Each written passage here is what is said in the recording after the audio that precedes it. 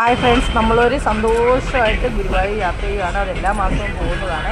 നമ്മൾ ഈ ആൾക്കാരൊക്കെ ആയിട്ടാണ് പോകുന്നത്. അത് നമ്മുടെ വീടിനടുത്തുള്ളവരെല്ലാവരുമാണ്.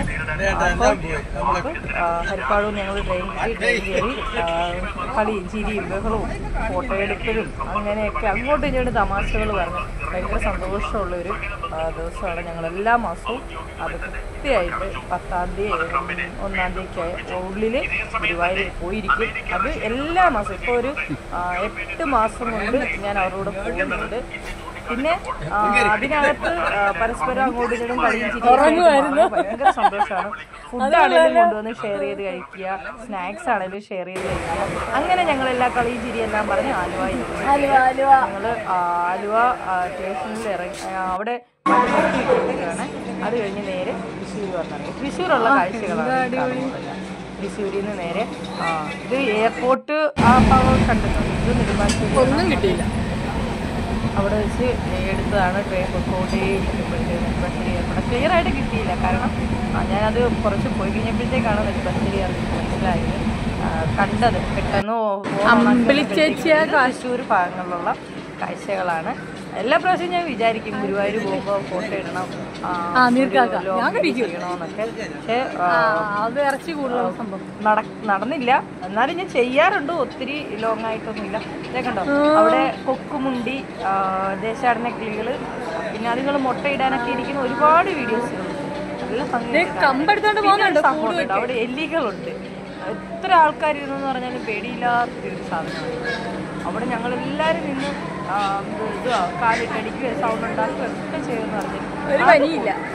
അത് എലിയായാലും പക്ഷിയായാലും അതുങ്ങൾക്ക് ഒരു കുലുക്കോ ഇല്ലാതെ അവിടെ രസം ഇരിക്കുന്ന കാണാനും ആ ശബ്ദം കേൾക്കാനും ഇതൊക്കെ നല്ല ഭംഗിയാണ്. അതൊക്കെ ആസ്വദിക്കണം. ആസ്വദിച്ചാലേ നമുക്ക് മനസ്സിലാവത്തില്ല. ഇതാണ്ടോ നല്ല അടിപൊളി കിളികളാണ്. അതായത് കൊക്കുമുണ്ടി എന്നല്ല, അതിലും നല്ല ഭംഗിയുള്ള ഇത് അതാണ്. ഇത് മുട്ടയിട്ടിരിക്കുന്നത് കൊണ്ട് അമ്മക്കിളിയും അച്ഛൻ കിളിയൊക്കെ അതിൻ്റെ കൂടെ ഇരിക്കുന്നതും അച്ഛൻ്റെ ആ സുരക്ഷിതവും അമ്മ. പിന്നെ ഞങ്ങൾ ബസ്സിൽ കയറിയുള്ള രംഗമാണ്. ഞങ്ങൾ തൃശ്ശൂരി എന്നിട്ട് അവിടുന്ന് ബസ്സിൽ കയറി. അപ്പോൾ ആ ചേച്ചി അറിയാതെ ഞാൻ ഫോട്ടോ എടുത്തതാണ്. ചേച്ചി അത് കണ്ടുപിടിച്ച് അത് പോട്ടെ. അതിൽ അവർക്ക് സന്തോഷമുള്ളൂ. പിന്നെ അവരെന്നോട് രഹസ്യങ്ങളും കാര്യങ്ങളൊക്കെ പറയുന്നത് ആ ഡ്രൈവർ പറഞ്ഞില്ല. പക്ഷേ പുള്ളിയെ ഞങ്ങൾ ഫോട്ടോ എടുത്തു. നല്ല അടിപൊളി. ഞാൻ ഈ വീഡിയോ ഉണക്കുമ്പോൾ എൻ്റെ സൗണ്ടിനൊക്കെ കൂടുതൽ പാട്ടുകളൊക്കെ കേൾക്കാം.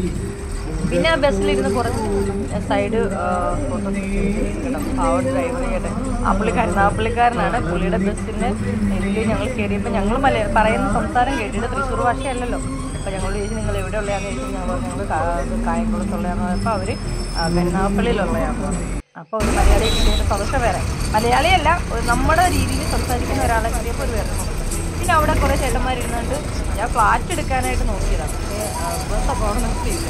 അത് കാരണം ഫ്ലാറ്റ് കിട്ടി വരുന്നതേ ഉള്ളൂ. പിന്നെ എന്ന് വെച്ചാൽ അത് കട്ട് ചെയ്തിട്ട് ഫ്ലാറ്റ് അതൊക്കെ കാണാൻ ഒരു നല്ലൊരു രസമുണ്ടായിരുന്നു. അവിടെ റോഡ് പണിയാണ് സൈഡിൽ.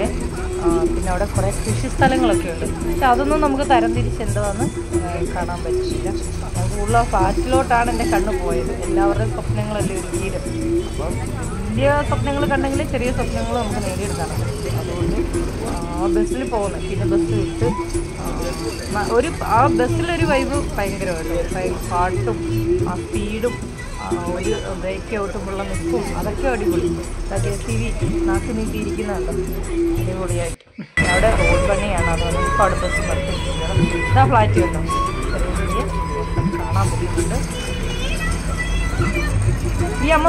ഈ ബസ്സിലുള്ള മിക്ക ആൾക്കാരും ഗുരുവായൂർ അമ്പലത്തിലേക്ക് വരാനുള്ളതാണ്. പരസ്പരം കണ്ടപ്പോൾ മനസ്സിലായി ആ ബസ്സിൽ വന്നതല്ലേ, ഒന്നിച്ച് വന്നതല്ലേ. അങ്ങനെയൊക്കെ ഒരു സന്തോഷം, ഭയങ്കര സന്തോഷമാണ്. ഒരു കുളവും ആറും ചെറിയ ചെറിയ സാരികളുണ്ട്. അവിടെ ഒരു വെള്ളച്ചാട്ടം ഉണ്ടായിരുന്നു. പക്ഷെ അത് എടുക്കാനായിട്ട് എനിക്ക് പറ്റിയില്ല. അപ്പോഴത്തേക്ക് അതങ്ങ് ഡാമാണോ എന്താണെന്ന് എനിക്കറിയില്ല കറക്റ്റായിട്ട്. പക്ഷേ അതെടുക്കാനായിട്ട് പറ്റി. പിന്നെ ഞങ്ങൾ ഗുരുവായൂർ വന്നു. ഗുരുവായൂരിലെ മഞ്ജുളാലിൻ്റെ വാതിൽ കിട്ടിയിട്ടുണ്ട്.